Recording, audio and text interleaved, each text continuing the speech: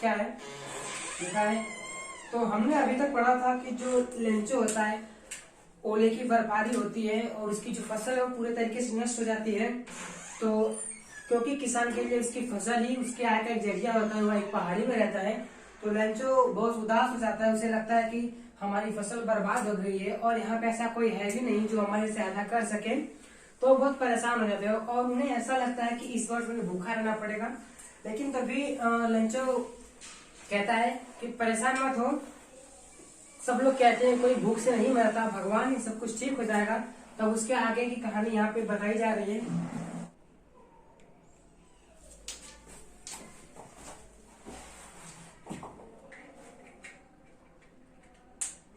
सो भाई नमस्कार मेरे प्यारे साथियों, मैं सुमित स्वागत करता हूँ आपका हमारे YouTube चैनल फ्यूचर एकेडमी में।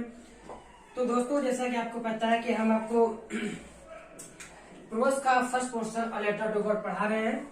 उसका हमने आधा जो चैप्टर है उसका हमने आपको हिंदी व्याख्या या हिंदी समझ उसको आपको दे दी है, और उसके आगे का जो भी पैराग्राफ बचा है वो हम आपको आज बताने वाले हैं। तो जैसा कि हम अब तक हमने आपको बताया था कि जो लेंचो है वो चाहता है उसकी जो फसल होती है वो पक्का तैयार होने वाली होती है, और उसकी जो भूमि है उसका जो खेत था उसको बस हल्की सी बारिश की बौछार की आवश्यकता थी, लेकिन तेज ओले पड़ने लगते हैं जिससे उसकी जो फसल है वो पूरी तरीके से नष्ट हो जाती है। लेंचो उसका जो पूरा परिवार है वो एक घाटी में अकेला घर में रहते हैं सब लोग, तो उन्हें उनके आसपास उनकी सहायता करने के लिए कोई था भी नहीं। तो इस बात से लेंचो काफी परेशान हो जाता है कि इस घाटी में तो हम अकेले रहते हैं और हमारी सहायता करने के लिए कोई नहीं है, और हमारी जो फसल है वो भी पूरी तरीके से नष्ट हो गई है। तो लगता है इस बार हमें भूखा ही रहना पड़ेगा। लेकिन तभी लेंचो कहता है कि इतना उदास मत हो, कोई भी भूख से नहीं मरता, भगवान है सब कुछ ठीक हो जाएगा। तो यहाँ तक हमने आपको इसका अर्थ बताया था, और अब चलिए इसके आगे हम लोग देखते हैं क्या होता है। ऑल थ्रू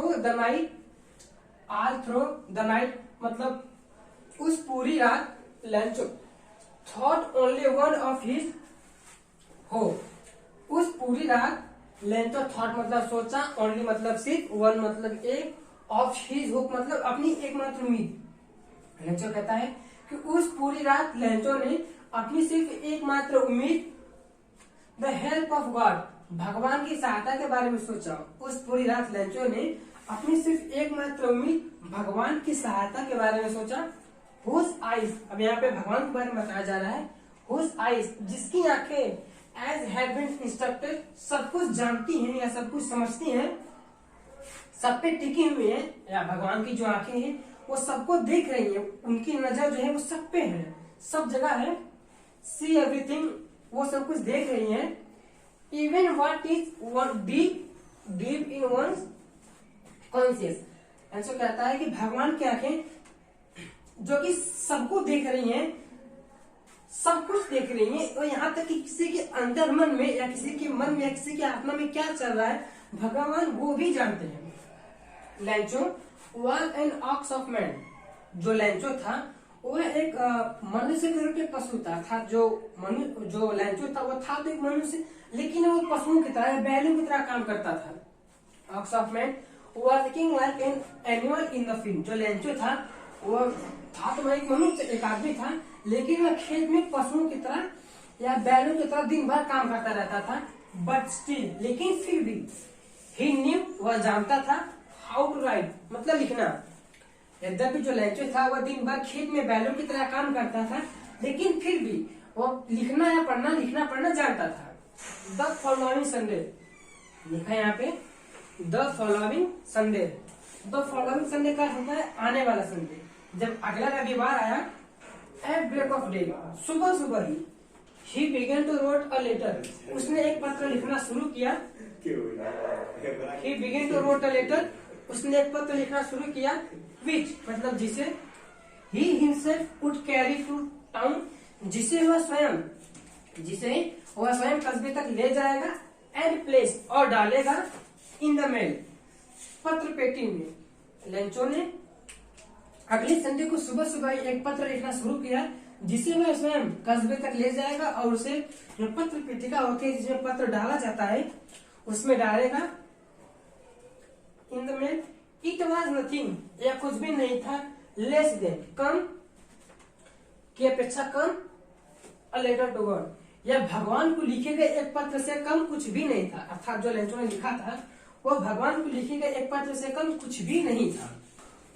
तो दोस्तों चलिए हम अपना देखते हैं अगला पैराग्राफ कि अगले पैराग्राफ में क्या होता है। यहाँ पे लिखा है God he wrote if you don't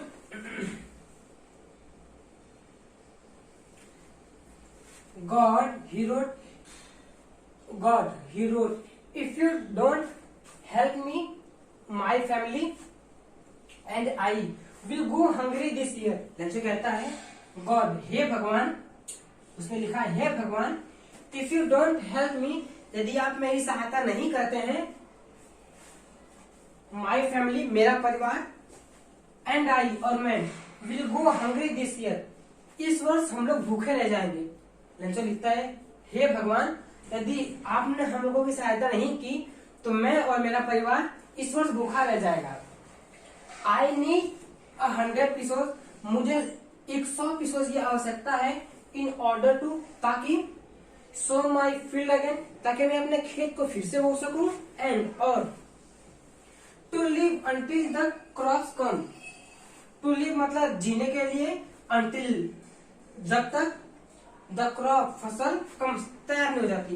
Lencho कहता है कि हे भगवान, मुझे 100 पीसेस की आवश्यकता है ताकि मेरी फसल जो नष्ट हो चुकी है मैं उसे फिर से बो सकूं, और जब तक फसल पककर तैयार न हो जाए तब तक मैं अपना और अपने परिवार का जो जीवन है वो सुचारू रूप से चला सकूं। इसके लिए मुझे 100 पीसेस की आवश्यकता है।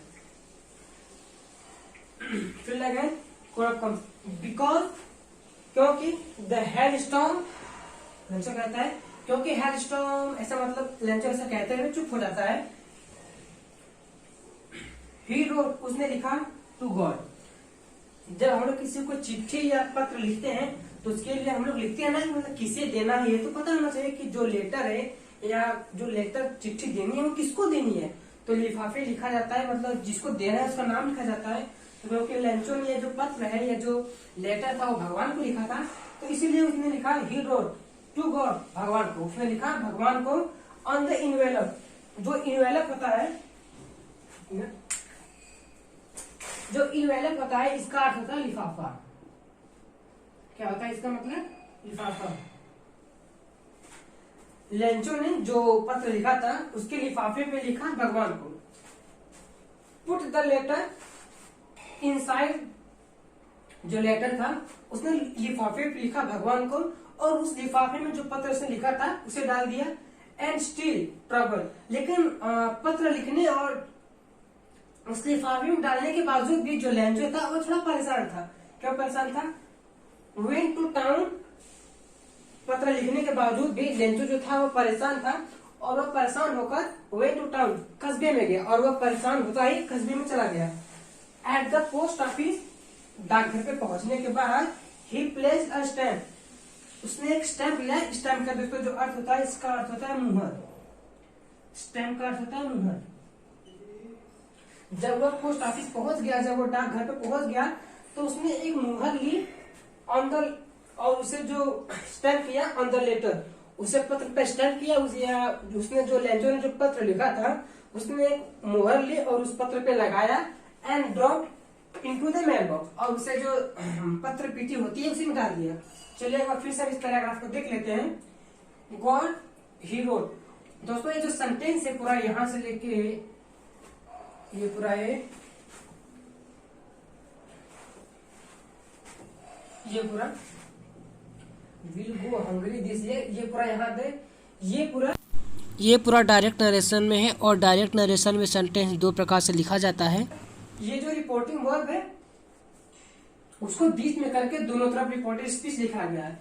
ये भी रिपोर्टेड स्पीच है, और इसके बावजूद ये जो पूरा रिपोर्टेड है, मतलब एक मिनट, इस पूरे इन्वर्टेड कामा को छोड़ के जो भी है सब पूरा रिपोर्टेड स्पीच है। तो यहाँ पे लेंचो कहता है गॉड ही रोट, तो इसका अर्थ हम ऐसे निकालेंगे, ही रोट, उसने लिखा, गॉड हे भगवान, if you don't help me, यदि आप मेरी सहायता नहीं करते हैं, माई फैमिली मेरा परिवार, एंड आई और मैं, will go hungry this year, इस वर्ष सब लोग भूखे रह जाएंगे। लेंचो कहता है कि हे भगवान, यदि आप हमारी सहायता नहीं करते हैं तो मैं और मेरा पूरा परिवार इस वर्ष भूखा रह जाएगा। आई नीड 100 पीसोज, मुझे 100 पीसोज की आवश्यकता है इन ऑर्डर टू, ताकि सो माई फील्ड अगेन, ताकि मैं अपने खेत को जो फसल मेरे नष्ट हो चुकी है उसे मैं फिर से बो सकूं, एंड और to live until the crop comes, और जब तक फसल पककर तैयार नहीं हो जाती तब तक मैं अपना और अपने परिवार का जो जीवन है वो चला सकूं। Because the hell storm, Lencho कहता है क्योंकि तूफान ने, और ऐसा कहता ही वो चुप हो जाता है। ही रोट टू गॉड, उसने लिखा भगवान को, ऑन द इनवेलर, लिफाफे पे, उसने लिफाफे पे लिखा भगवान को, पुट द लेटर इनसाइड, और उस लिफाफे में पत्र को डाल दिया, एंड स्टिल ट्रबल, लेकिन फिर भी वो परेशान था, वेंट टू टाउन, लेकिन फिर भी वो परेशान हुआ, कस्बे में चला गया। लेंचो पत्र लिखने के बावजूद भी परेशान था और वह उसी तरीके से कस्बे में चला गया। एट द पोस्ट ऑफिस, डाकघर पहुंचने पर, ही प्लेस्ड अ स्टैम्प, उसने एक मुहर ली, और ऑन द लेटर, उसने एक मुहर ली और उसे प्लेस मतलब लगाया, प्लेस मतलब होता है स्थापित करना या लगाना। तो जब वह डाकघर पे पहुंच गया उसने एक मुहर ली और उसे जो पत्र उसने लिखा था उस पे लगाया, and dropped into the mail box, और उसे जो पत्र पेटी होती है उसमें डाल दिया। चलिए ये पैराग्राफ हो गया होगा। अब हम देखते हैं इसके आगे का जो पैराग्राफ है उसके बारे में देखते हैं हम लोग।